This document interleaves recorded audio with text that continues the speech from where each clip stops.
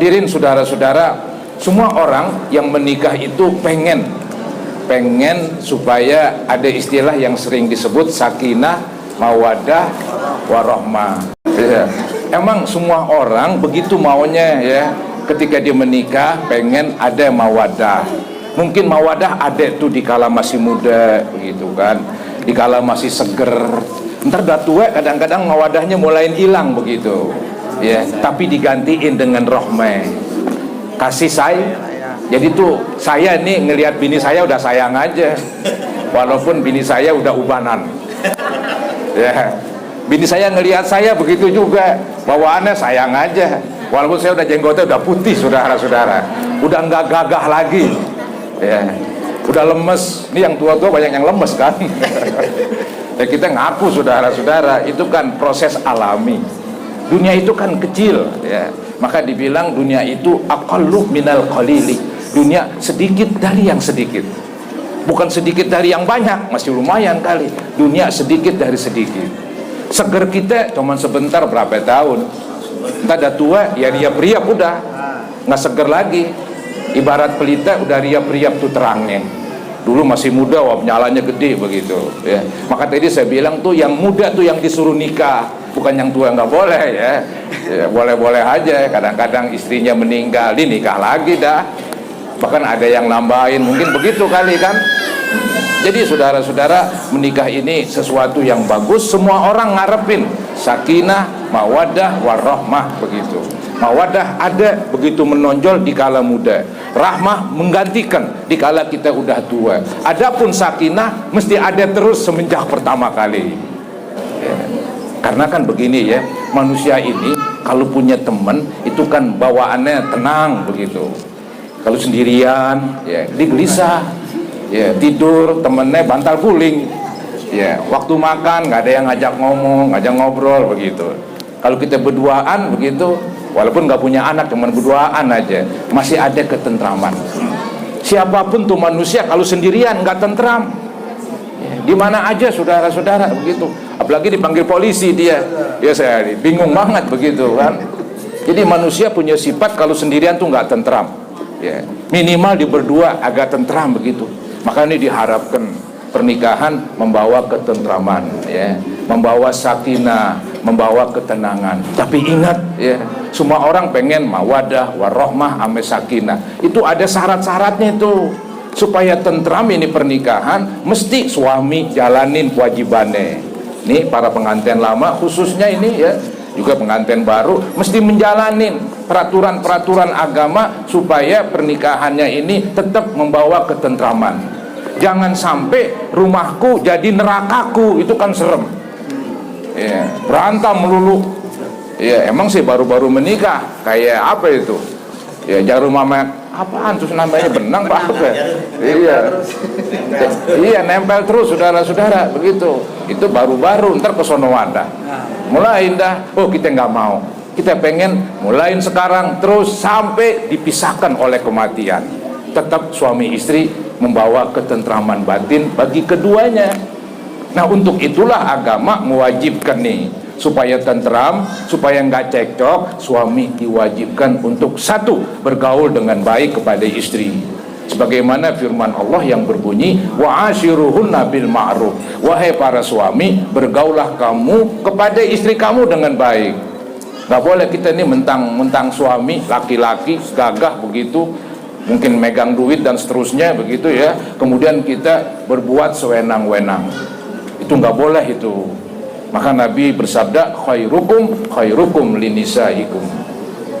Baik-baiknya kamu adalah yang baik kepada istri kamu. Nggak cukup baik kepada teman doang, kepada kawan ya, tapi mesti baik kepada orang yang paling dekat, yaitu istri kita. Tapi ingat, jangan sampai istri nomor wahid, ntar nyak nomor 10 begitu. Tetap nyak kita, bapak kita ya dia paling tinggi ya, setelah mereka baru istri begitu.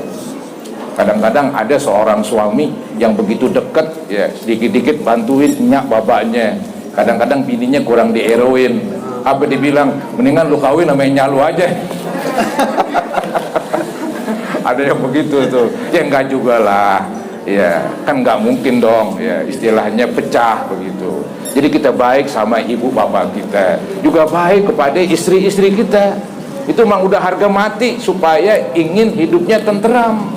Mana tenteram sih kalau kita baik sama istri, ameknya bapak kita renggang begitu. Wah, nggak maju itu. Kita pengen baik semuanya. Maka syarat yang paling pokok untuk sakinah, mawaddah, warahmah, yaitu seorang suami bergaul kepada istri dengan baik. Yang kedua, supaya pergaulannya baik, nggak cukup begitu aja ya, harus ditopang, didukung sama sembako. Pasti punya sembako nih suami. Ya, nggak cukup sembako cinta aja katanya, dengan modal cinta aja. Iya, ada yang bilang gegar saya itu cinta katanya. Ya, jadi nggak bisa saudara-saudara hidup dengan cinta doang, harus ada sembakonya ini. Nah, disinilah kewajiban suami, wajib memberi nafkah kepada istri. Tanggung jawab suami itu.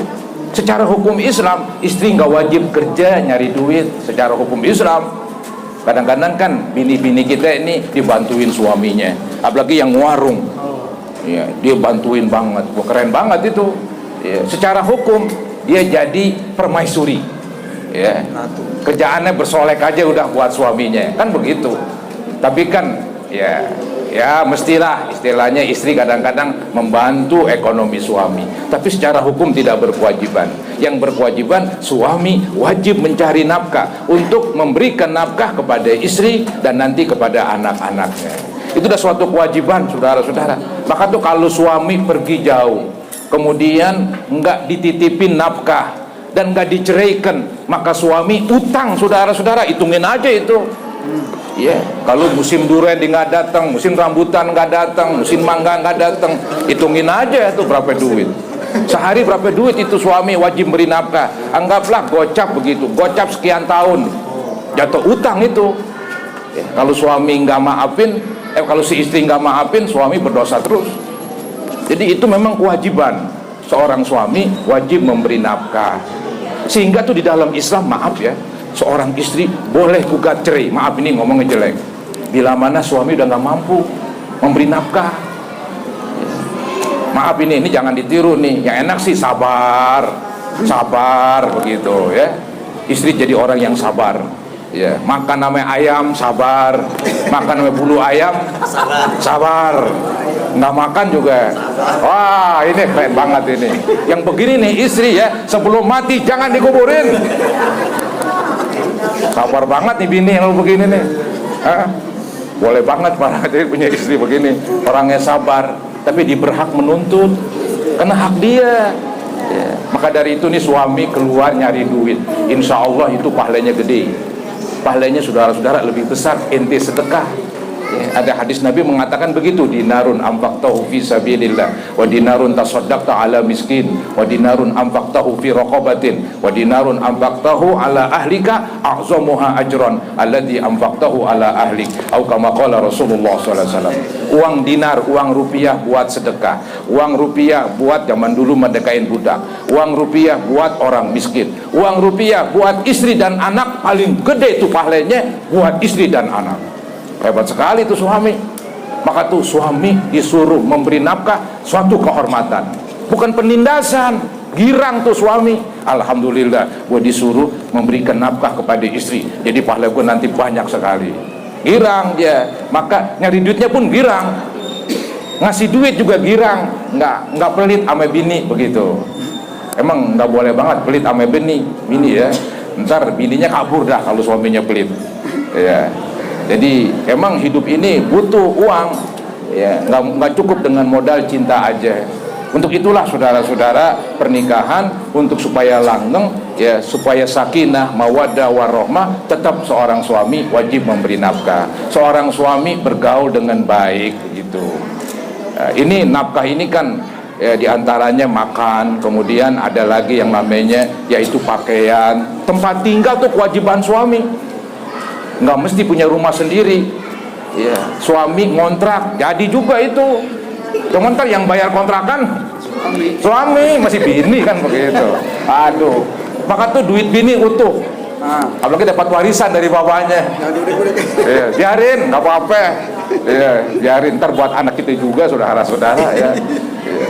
Jadi jangan ngiri begitu. Nih istri gua nih duitnya utuh aja nih. dikit-dikit gue, dikit-dikit suami, begitu. Nggak apa-apa, ya. Ntar juga larinya ke ente juga, ke anak-anak ente juga, ya. Maka saudara-saudara, sandang, pangan, papan, kewajiban seorang suami, begitu. Ini tidak boleh ditawar-tawar, ini sudah kewajiban.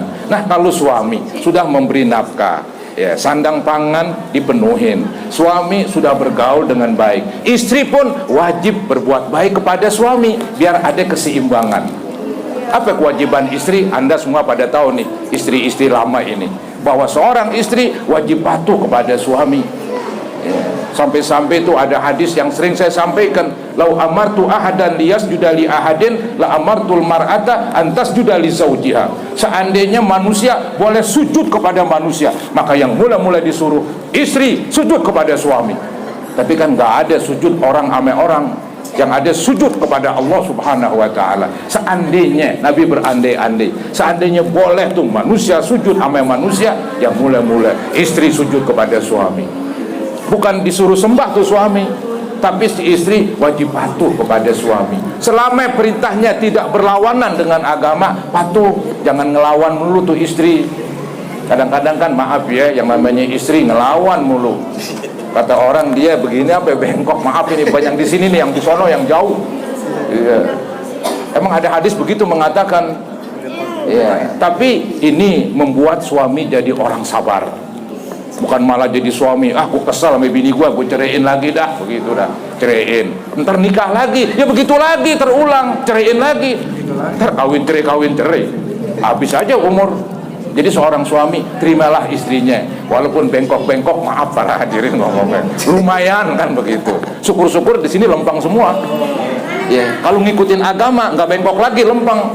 Tapi kalau jauh dari agama, bengkok aja udah. Yang paling bengkok ujungnya. Nih mulutnya saudara-saudara. Kadang-kadang kita ngomong semate di 1000 mate. Bukan yang di sini lagi, yang di sono lagi, yang jauh saudara-saudara ya. Begitu. Ini bukan mukul bini, ini bukan. Bilangin saudara-saudara ya. Maka jadilah istri yang baik, istri yang patuh kepada suami. Insya Allah itu pahalanya lebih besar. Ya, di zaman Nabi itu ada perempuan-perempuan ingin perang. Kata Nabi jangan. Ya, cukup kamu berbakti sama suami, cukup kamu berbuat baik sama suami, pahalanya lebih besar daripada berperang. Maka dari itu seorang istri kesempatan baik kalau punya suami, berbuat baik. Ya, laksanakan agama, jangan ikutin perasaan, jangan ikutin hawa nafsu, itu berbahaya. Ya, inna nafsa la ammaratun bisu. Sungguhnya hawa nafsu selalu memerintahkan yang buruk-buruk. Ya, ikuti agama. Ya, perempuan-perempuan, istri-istri ikuti agama, insya Allah selamat. Laki-laki juga begitu, ikuti aturan agama, insya Allah hidupnya sakinah, mawadah, warahmah.